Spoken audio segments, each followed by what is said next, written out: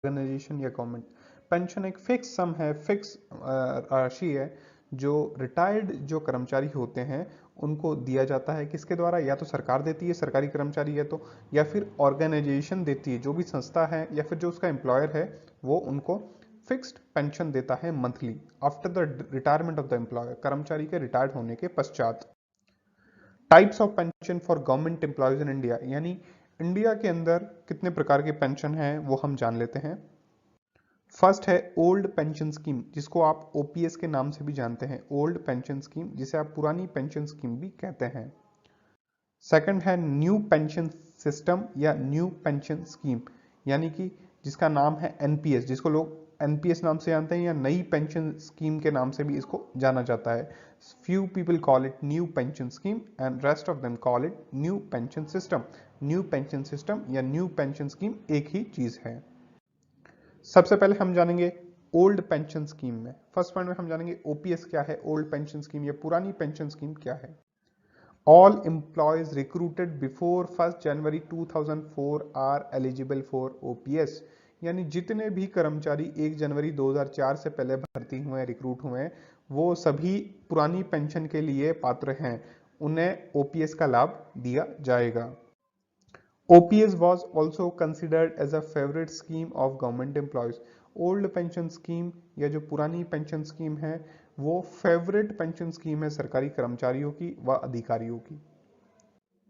Fixed pension is secured in OPS, यानी एक निश्चित पेंशन, मिनिमम एक निश्चित पेंशन सिक्योर्ड होती है ओपीएस के अंदर कि कम से कम इतनी पेंशन तो जब कर्मचारी रिटायर्ड होगा तो उसको दी जाएगी, और ये हर साल बढ़ती भी रहती है।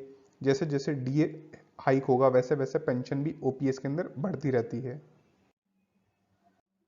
Employees don't contribute their share in OPS, यानी कि जो कर्मचारी होता है, सरकारी जो कर्मचारी होता है, वो ओल्ड पेंशन के अंदर कुछ भी कंट्रीब्यूट नहीं करता है। जैसे कि दूसरी पेंशन स्कीम्स के अंदर क्या करना पड़ता है, एम्प्लॉय को भी अपना शेयर कंट्रीब्यूट करना पड़ता है, यानी सैलरी में से कुछ पैसा उसको कंट्रीब्यूट करना पड़ता है।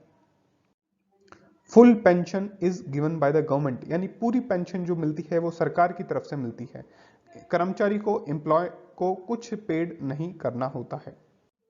सेकंड पॉइंट में हम जानेंगे न्यू पेंशन स्कीम या न्यू पेंशन सिस्टम, एनपीएस, यानी नई पेंशन स्कीम क्या है। All employees recruited after 1st January 2004 are covered in NPS except defence employees, यानी कि जितने भी कर्मचारी 1 जनवरी 2004 के बाद में रिक्रूट हुए हैं वह सभी एनपीएस के अंदर कवर्ड होंगे, यानी उन्हें एनपीएस का लाभ मिलेगा, ओपीएस का लाभ नहीं मिलेगा, एक्सेप्ट डिफेंस एम्प्लॉयज, और 2-4 ऑर्गेनाइजेशन और है जिनको अभी भी ओपीएस का लाभ मिल रहा है। Almost 90% employees and many trade unions oppose the NPS. As you know कि सबको पता है कि NPS और OPS के क्या डिफरेंसेस हैं, और NPS और OPS में काफ़ी लड़ाई भी चलती रहती है कि हमें जितने भी कर्मचारी 1 जनवरी 2004 के बाद रिक्रूट हुए हैं, भर्ती हुए हैं, वो चाहते हैं कि उन्हें ओपीएस का लाभ दिया जाए। और 90% जो एम्प्लॉय है, एक सर्वे हुआ उसके अंदर पता चला कि भारत के अंदर कुछ ऑर्गेनाइजेशन जहां पे ये सर्वे हुआ वहां पे ये पता चलता है कि जो एम्प्लॉयज थे, जो कर्मचारी थे, उन्हें ओपीएस चाहिए। 90% employees wants old pension scheme. और ट्रेड यूनियंस जो होती है, जहां जहां ट्रेड यूनियंस का गठन हो सकता है, उन उन विभागों के अंदर जो ट्रेड यूनियंस है वो भी एनपीएस को अपोज करती है, यानी वो कहती है कि एनपीएस हटाओ और ओपीएस लेके आओ, पुरानी पेंशन को बहाल करने की ये सिस्टम कहती है।